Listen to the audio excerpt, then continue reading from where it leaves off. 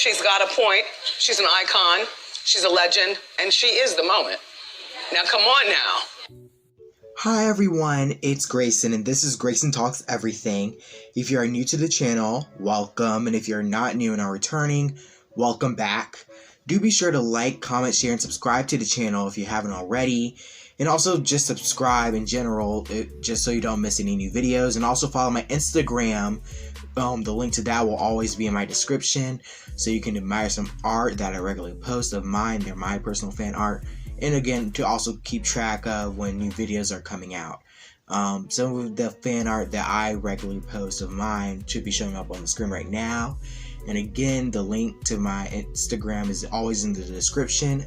But if you want to know my Instagram tag right now, it also should be showing up on the screen. Okay, let's get into it. Today, I'm going to be reviewing two films that came out this weekend, Cruella and A Quiet Place 2. So yeah, they're both really good, but I'm getting ahead of myself. Again, let's roll the video. So first, let's talk about Cruella.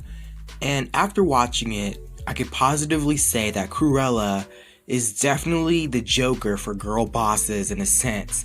And I'm actually not that upset about it, hilariously.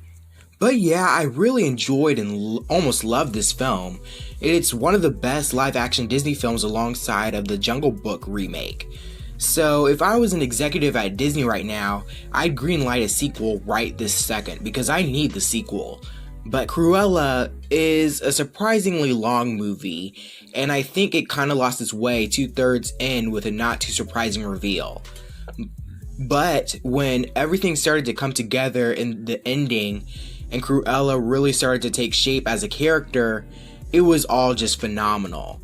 I would say this film serves the purpose of explaining Cruella's motivations and repositioning as a character while still keeping her evil, so they can set up a sequel. This movie doesn't really stand on its own, but it doesn't really need to.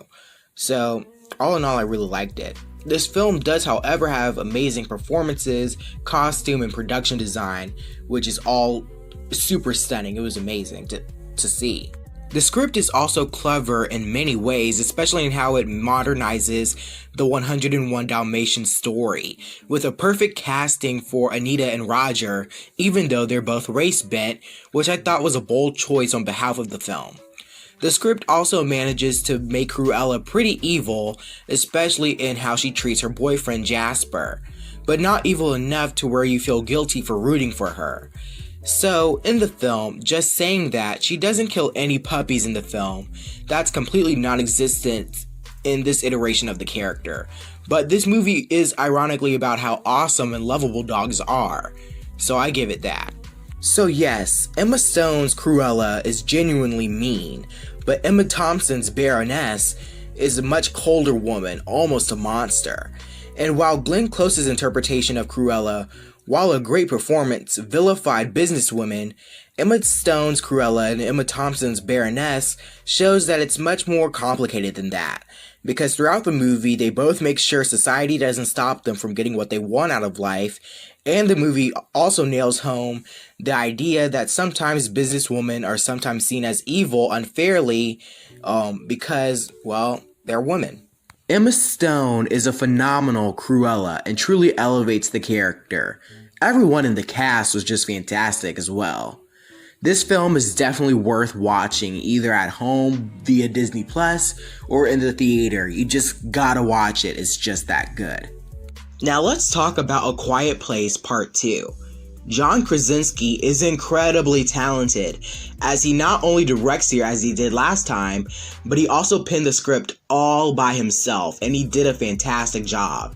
He also appeared briefly in the movie as a flashback to the day the silent apocalypse started, and the sequence was so well done and well realized, I wished it was longer. And after a couple failed attempts to get his movie career up and going after The Office, he took matters into his own hands and came off as a genuine movie star here, so good for him. His wife, Emily Blunt, was also good here since she is as well a versatile actress and a pretty good acting star. However, her role is smaller here than in the first film, as the film focuses more on Millicent Simmons, Noah Jupe, and Cillian Murphy, who does a great job as when it comes to taking over for John Krasinski as the male lead, but in a different way, slightly. He was still great here. And Millicent Simmons, who is actually deaf in real life, is more than just stunt casting. She's a really talented actress and did an amazing job with her action scenes. Yaman Hansu was also very good, but had little to do in the film.